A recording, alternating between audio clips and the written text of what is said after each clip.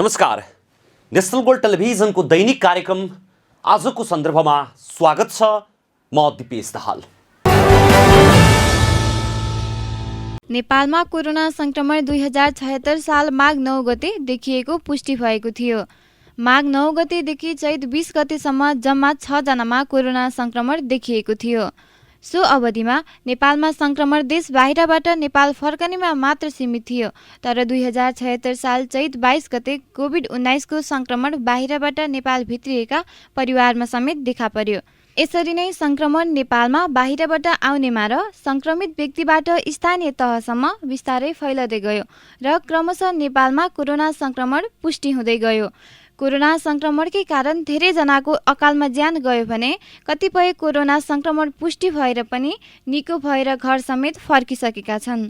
अहिले नेपालमा कोरोना संक्रमणको दर घटेको छ।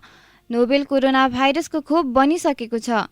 नेपालका विभिन्न प्राय सबै स्थानीय तहहरूमा कोरोना खोप पनि पुगिसकेको छ, जसका कारण आम नेपाली जनमानसमा कोरोनाको अहिले डर हटेको छ। के साँच्चै नै कोरोना महामारी हटेको हो त? पक्कै पनि होइन। छिमेकी मुलुक भारत सहित अन्य धेरै मुलुकमा कोरोना संक्रमितको संख्या बढ्दो क्रममा रहेको छ। पछिल्ला दिनहरूमा बागमती प्रदेशको राजधानी हेटौडामा दिनहुँ कोरोना भाइरस संक्रमितको संख्या बढ्दै गएका छन्। मकवानपुरमा हालसम्म कोरोना संक्रमण पुष्टि हुनेको संख्या 3900 नागेको छ।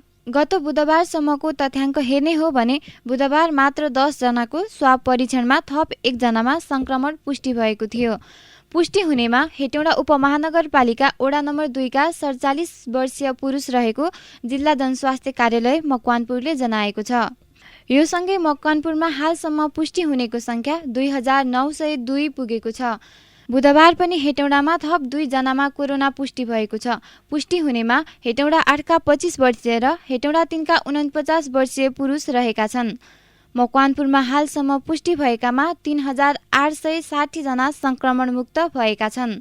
मकवानपुरमा हाल 10 जना सक्रिय संक्रमित उपचाररत रहेका छन्।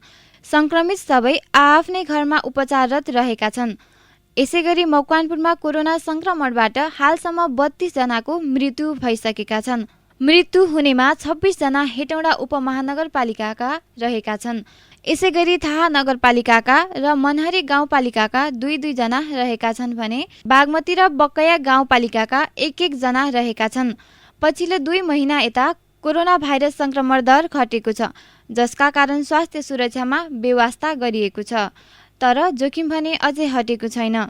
फेरि अहिले दोस्रो लहरको कोरोना भाइरस सुरु भएको छ। अर्को ठाउँसम्म जान सहज पहुँच, मापदण्डको व्यवस्था र भाइरसमा हुने जिन परिवर्तनका कारण नेपालमा पनि कोरोनाको अर्को लहर नआउला भन्न सकिने अवस्था छैन। कोरोना भाइरसको दोस्रो लहर नेपालमा आउँछ आउँदैन भनेर अहिले नै ठोकुवा गर्न त सकिँदैन, तर एकबाट अर्को ठाउँसम्मको सहज पहुँच, जनस्वास्थ्य मापदण्डको व्यवस्था र भाइरसमा हुने जिन परिवर्तनका कारण अर्को लहर नआउला भन्न सकिने अवस्था पनि छैन। नेपालमा हालसम्म झन्डै 2 लाख मानिस कोरोना संक्रमणमा परेर निको भइसकेका छन्। थप हजारौं जना निको हुने क्रममा छन्।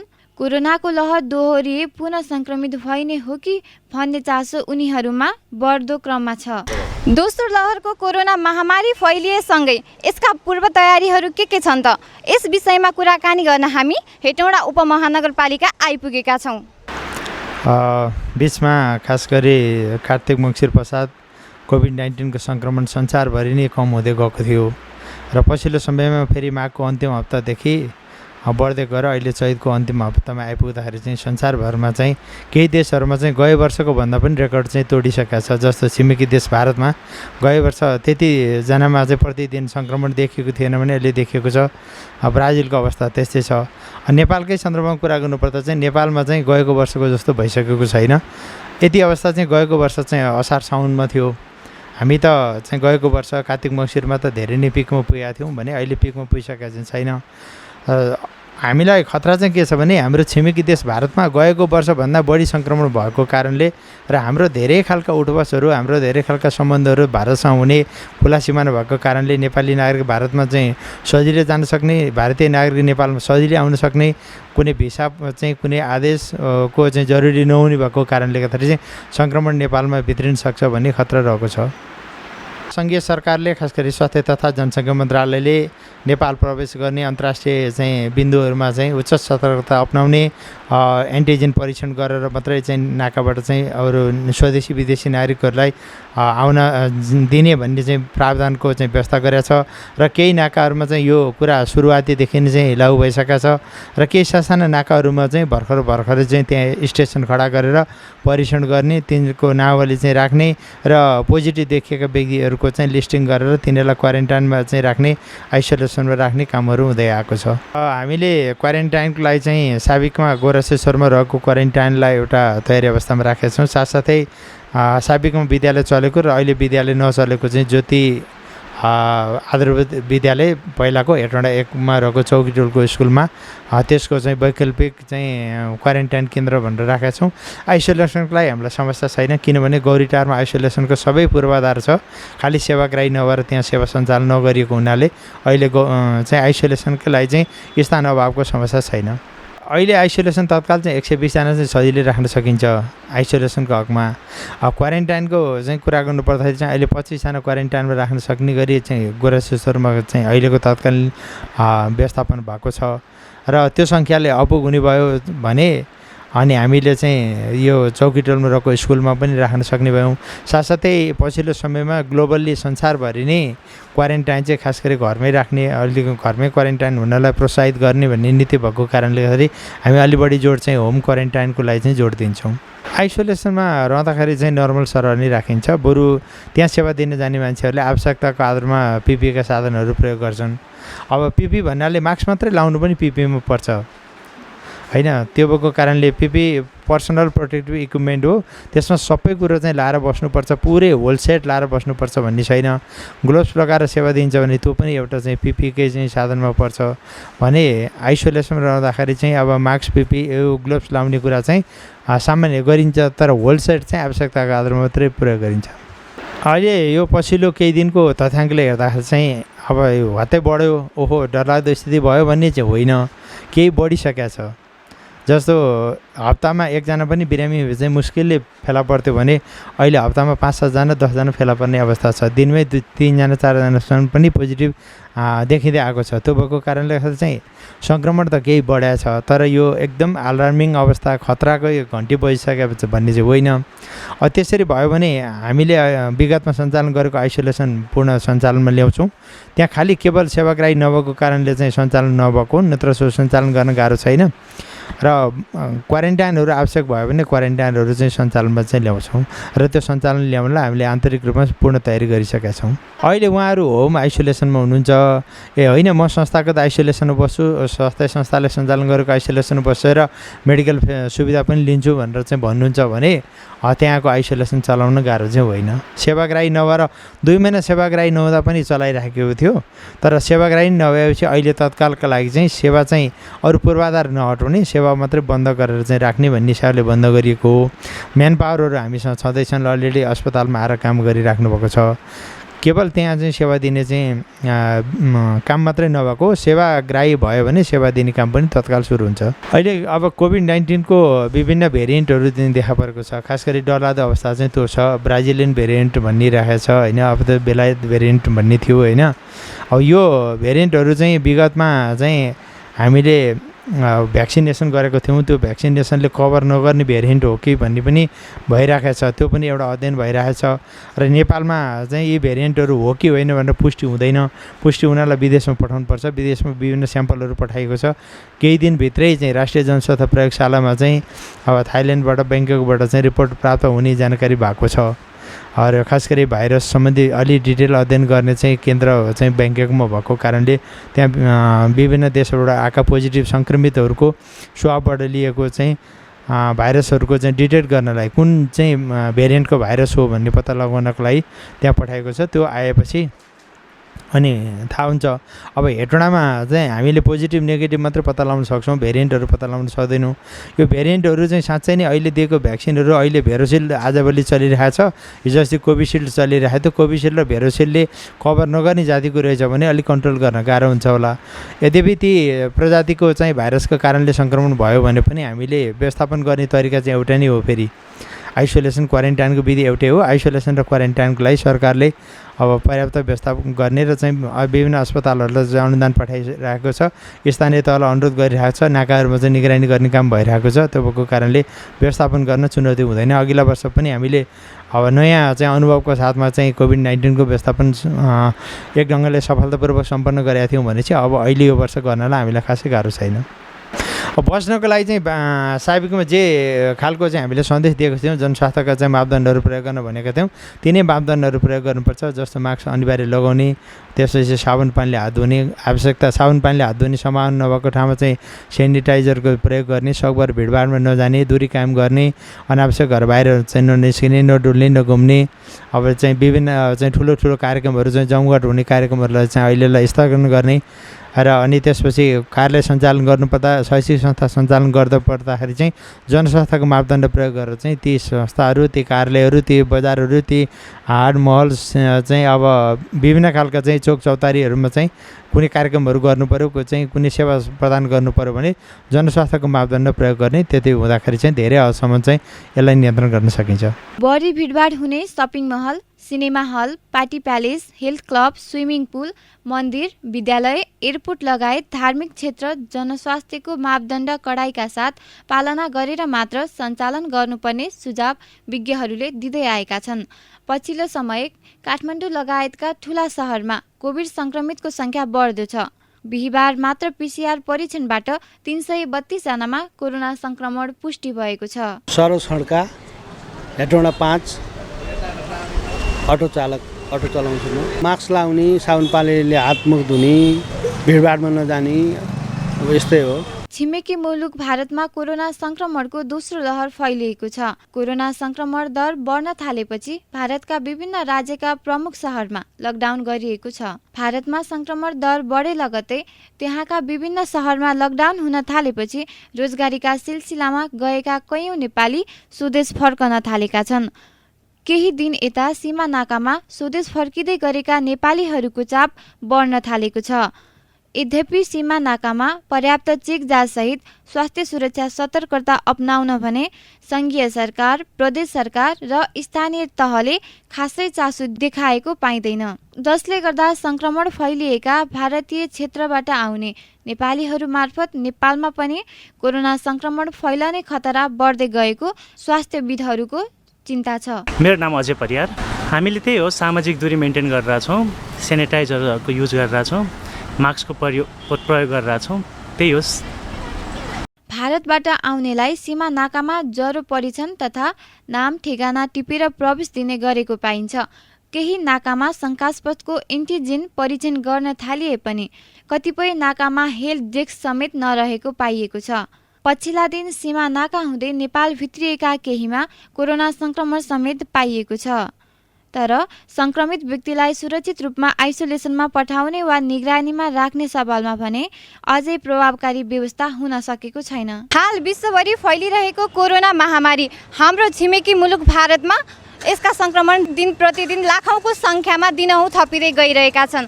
यसबाट नेपाल पनि बच्न नसक्ने स्थितिमा आइसकेको छ। क्यामेरामा विनोद कुमार सापकोटा र विकेश चौलागाईको साथमा आचल घिमिरे, हेटौँडा। दर्शकवृन्द, माटो परीक्षणबाट माटोमा के तत्त्व बढी छ र के तत्त्व कमी छ भन्ने कुरा जानकारी पाउन सकिन्छ। माटो परीक्षणले सुस्त माटो बनाउन मद्दत गर्छ र सुस्त माटोबाट गुणस्तरीय उत्पादन बढाउन मद्दत गर्छ। उत्पादन बढाउन गरिने माटो परीक्षणमा कृषकले ध्यान दिनुपर्ने कुरा के छन्, हेरौँ एक रिपोर्ट।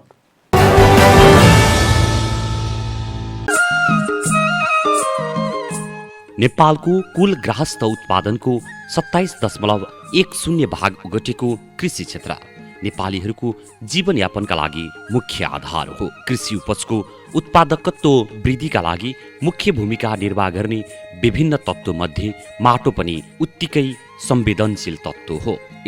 तसर्थ माटोको व्यवस्थापन र दिगो उर्वरा शक्ति कायम राख्नु जरुरी हुन्छ। माटो तथा मल परीक्षण प्रयोगशाला हेटौडाले बागमती प्रदेश अन्तर्गतका कृषि ज्ञान केन्द्रहरू, स्थानीय तहहरू, कृषि कार्यमा संलग्न विभिन्न सङ्घ संस्थाहरूको समन्वयमा माटोमा भएको उर्वरा शक्तिलाई कायम राख्न विभिन्न कार्यक्रम सञ्चालन गर्दै आएको छ। माटोमा अम्लिएपन र क्षारीयपनको अवस्थाको बारेमा थाहा पाउनका लागि माटो परीक्षण गर्नु जरुरी हुन्छ। माटो परीक्षणका लागि सबैभन्दा पहिला माटोको नमुना सङ्कलन गर्नुपर्दछ। माटोको नमुना सङ्कलन प्राय जहिले पनि गर्न सकिन्छ, तर बाली लगाउनुभन्दा करिब 1 महिनाभित्रमा नमुना सङ्कलन गरी माटो जाँच गराई विश्लेषणको सिफारिसको आधारमा मलको प्रयोग गर्न सकेमा बिरुवाहरूलाई आवश्यकता अनुरूप खाद्य तत्त्व प्रदान गरी उत्पादन बढाउन सकिन्छ। यस प्रयोगशालाले चाहिँ सबैभन्दा पहिला त यसले माटोको नमुना विश्लेषण सेवा चाहिँ उपलब्ध गराउँछ। कृषकले अथवा व्यावसायिक हाम्रो चाहिँ कृषक सहकारी समूहबाट चाहिँ र अहिले आएर स्थानीय तहले पनि माटोको नमुना सङ्कलन गरेपछि सङ्कलित नमुना यस प्रयोगशालामा पठाएर प्रयोगशालाबाट चाहिँ पर्ने प्रयोगशाला दस्तुर तिरेर परीक्षण सेवा माटो परीक्षणको सेवा चाहिँ प्राप्त गर्नुहुन्छ। यो अलावा हामीले स्थलगत रूपमा पनि माटो परीक्षणको सेवा प्रदान गर्छौँ। किसानको आफ्नै ठाउँमा चाहिँ गएर हाम्रो चाहिँ 2वटा चाहिँ माटो परीक्षण चाहिँ प्रयोगशाला मोबाइल भ्यान चाहिँ हामीसँग छ। त्यो मोबाइल भ्यान मार्फत हाम्रा प्राविधिकहरू किसानको जग्गामा गएर चाहिँ सङ्कलन भएका माटोको नमुनाहरू त्यही नै परीक्षण गरेर त्यही प्रतिवेदन कृषकलाई बुझाउने र प्राविधिक सरसल्लाह दिने काम गर्छ। यसलाई चाहिँ हामी घुम्ती प्रयोगशाला मार्फत माटो परीक्षण शिविर सञ्चालन गर्छौँ। यो बाहेक अर्को एउटा पनि हाम्रो स्थलगत माटो परीक्षण सेवा छ, जसमा चाहिँ हामीले मोबाइल भ्यान जान नसक्ने अलिकति बाटोको सुविधा चाहिँ बाट अलिकति अप्ठ्यारो ठाउँ परेको क्षेत्रलाई चाहिँ हामीले किट बक्स मार्फत माटो परीक्षण शिविर सञ्चालन गर्छौँ। यो चाहिँ हामीले किसानबाट सङ्कलित भएका माटोको नमुना विश्लेषण सेवाको कुरा भयो। यो अलावा अहिले आएर बागमती प्रदेशमा चाहिँ माटो स्वस्थता प्रमाणपत्र वितरण गर्ने काम पनि हामीले गरेका छौँ। त्यसको अलावा हामीले यो जुन ठाउँमा माटो अम्लीय छ, माटोमा समस्या छ, त्यो क्षेत्रमा चाहिँ कृषि चुनको चाहिँ हामीले चाहिँ परीक्षण प्रदर्शनका कार्यक्रमहरू राखेका छौँ। यो प्रश्न छ कि माटोको उर्वरा शक्ति सबै ठाउँमा एकै प्रकारको हुँदैन। माटोको नमुना सङ्कलन गर्ने स्थानको माटोबारे कृषक स्तरहरूबाट पनि जानकारी लिन सकिन्छ। कृषकले रुखो माटो र मलिलो माटोको नामकरण गरेको पाइन्छ।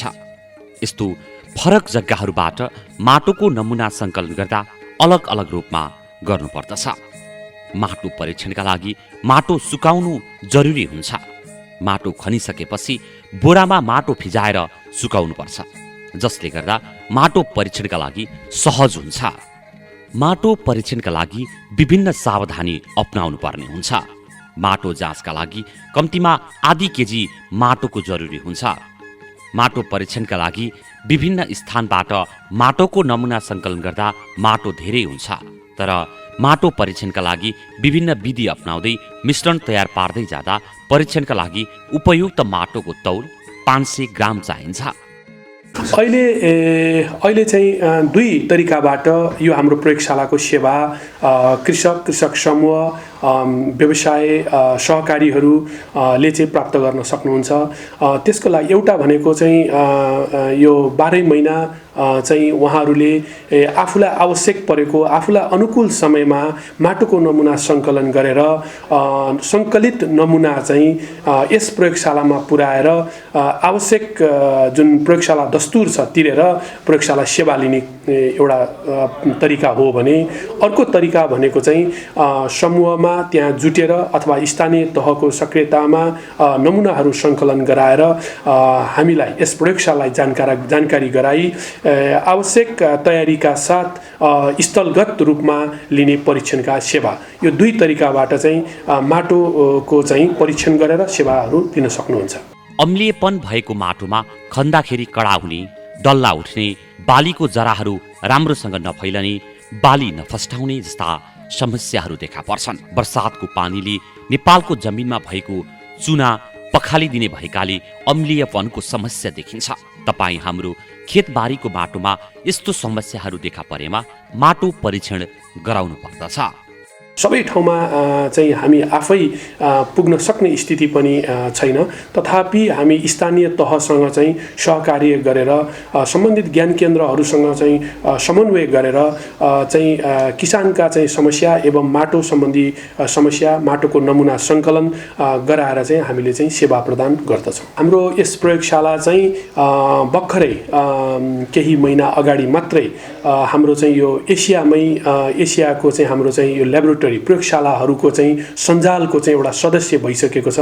अब यसले दिने प्रयोगशाला सेवाको चाहिँ गुणस्तरीय बनाउनको लागि यो साउथ एसियन एसोसिएसनको जुन सोइल ल्याबोरेटरी नेटवर्क छ, त्यो नेटवर्कको चाहिँ हाम्रो यस प्रयोगशाला सदस्य भइसकेको स्थिति छ। प्राकृतिक तथा मानवीय कारणले माटोमा अम्लीयपन र क्षारीयपनको समस्या निम्त्याउँछ, जसका कारण उत्पादकत्वमा ह्रास आउँछ र मेहनत अनुसारको उत्पादन नहुँदा किसानका लागि चिन्ताको विषय बन्न सक्छ। तर किसान सचेत भएर माटोको परीक्षण गरे अम्लीयपन र क्षारीयपनको अवस्था कस्तो छ भन्ने जानकारी पाएपछि त्यसको उपचारमा ध्यान दिने हो भने फेरि पनि माटोको गुणस्तर सुधार गर्न सकिन्छ र जमिनको उत्पादकत्व बढाएर मनज्ञ आम्दानी लिन सकिन्छ। माटो परीक्षण गर्न चाहिँ असाध्यै जरुरी छ। किनभनेदेखि चाहिँ अहिले हाम्रो नेपालको माटो यहाँको चाहिँ यो वर्षातको पानीले गर्दाखेरि चाहिँ माटोमा भएको चुनको मात्रा, पखालिने माटोमा घुलिने खाद्य तत्त्वहरू, अरू तत्त्वहरू घुलिने र पखालिने कारणले गर्दाखेरि यो पानी धेरै पर्ने क्षेत्रहरू ठाउँमा चाहिँ हाम्रो अम्लीयपनाको समस्या अत्यधिक बढी छ। नेपालको आधाभन्दा बढी माटो 60-70% माटो चाहिँ यो अम्लीय भएको स्थिति हाम्रो तथ्याङ्क प्रयोगशालाको विश्लेषणले देखाएको छ। त्यसकारणले गर्दाखेरि चाहिँ यो माटो परीक्षण गराएर आवश्यक कृषि चुनको प्रयोग मात्र गर्न सकेको खण्डमा पनि यो ठुलो समस्याबाट चाहिँ हामीले समाधान निकाल्न सक्छौँ र हाम्रो उत्पादन बढाउन सक्छौँ। तथा त्यो बाहेक अर्को चाहिँ हाम्रो चाहिँ जुन यो प्राङ्गारिक पदार्थको चाहिँ कमी अर्को एउटा महत्त्वपूर्ण चाहिँ समस्या हो। यो प्राङ्गारिक पदार्थ चाहिँ दिनौदिन घट्ने क्रम भएको कारणले गर्दाखेरि हाम्रो माटोमा प्राङ्गारिक पदार्थ पर्याप्त मात्रामा छैन, त्यसको जाँच गरेर चाहिँ हामीले विभिन्न स्रोतबाट प्राङ्गारिक पदार्थ बढाउने काम गर्नलाई आज अत्यन्त आवश्यक छ। त्यसले गर्दाखेरि यो माटोमा देखिएका विभिन्न किसिमका समस्याहरूलाई पहिचान गर्ने, समाधान गर्ने र हाम्रो चाहिँ कृषि उत्पादनलाई चाहिँ बढाउन। यदि माटोमा अम्लीय र क्षारीयपनको समस्या देखिएमा दक्ष प्राविधिकहरूले सिफारिस गरेको उपचार विधि अपनाउनु जरुरी हुन्छ।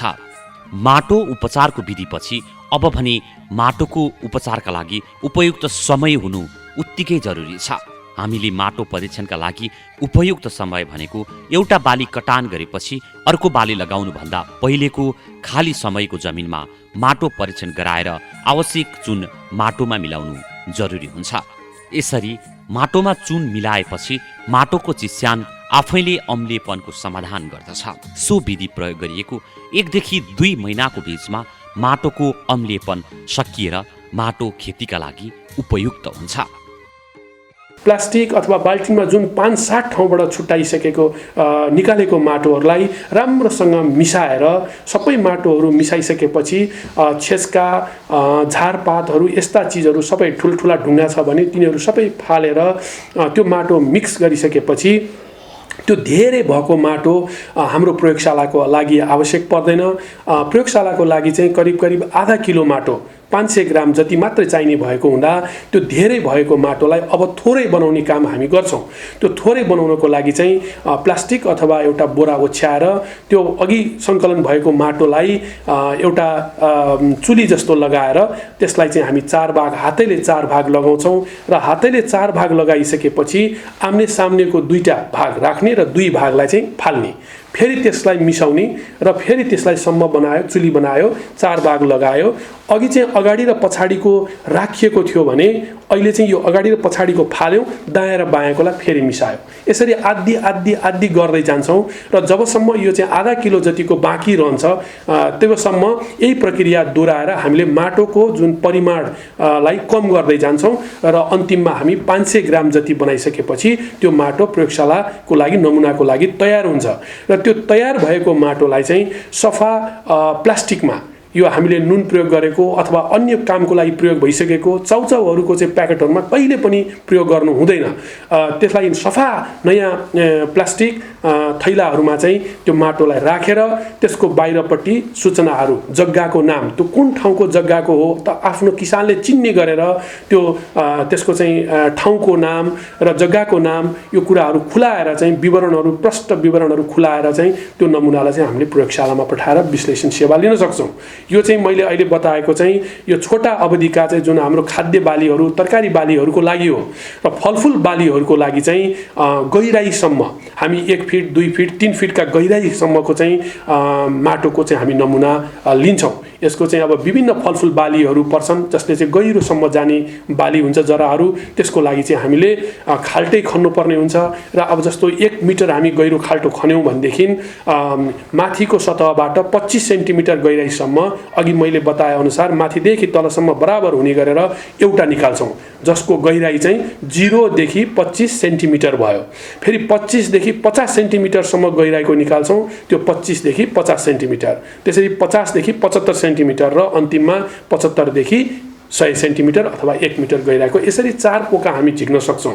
त्यसरी झिकेको माटो छुट्टा छुट्टै राख्नुपर्छ, मिसाउनु हुँदैन र प्रत्येक एउटा खाल्टोको माटो चाहिँ 4 पोका झिकिन्छ र त्यसलाई चाहिँ फेरि हामी प्रयोगशालामा विश्लेषण गर्नको लागि पठाउन सक्छौँ। कुन बाली लगाउँदा उपयुक्त हुन्छ भन्ने कुरा माटो आफैले निर्धारण गर्दैन। पानी धेरै भएको ठाउँमा पानी मन पराउने बालीहरू छनौट गर्नुपर्ने हुन्छ भने पानी कम हुने ठाउँहरूमा पानी कम चाहिने बालीहरू छनौट गर्नुपर्ने हुन्छ। त्यस्तै माटोमा अम्लीयपन अत्याधिक भएको ठाउँहरूमा अम्लीयपन भएको माटोमा सुहाउँदो बाली छनौट गर्नुपर्दछ। माटोको अम्लीयपन भनेको चाहिँ जुन ठाउँमा यो पानी धेरै पर्छ त्यो ठाउँमा चाहिँ यो पानीमा घुल्ने चिजहरू चाहिँ घुलेर पानीले पखालेर लान्छ। त्यो पखालेर लैसकेपछि चाहिँ माटो चाहिँ अम्लीयपनाको चाहिँ समस्याहरू चाहिँ बढेर जान्छ। यो चाहिँ कडा हुने अनि त्यसपछि गएर माटोहरू जुन ठाउँमा वर्षाको पानीहरू धेरै पर्नेहरू ठाउँहरूमा यो अम्लीय समस्या हुन्छ। नेपालको अधिकांश ठाउँहरूमा यही अम्लीयपनाको समस्या हो।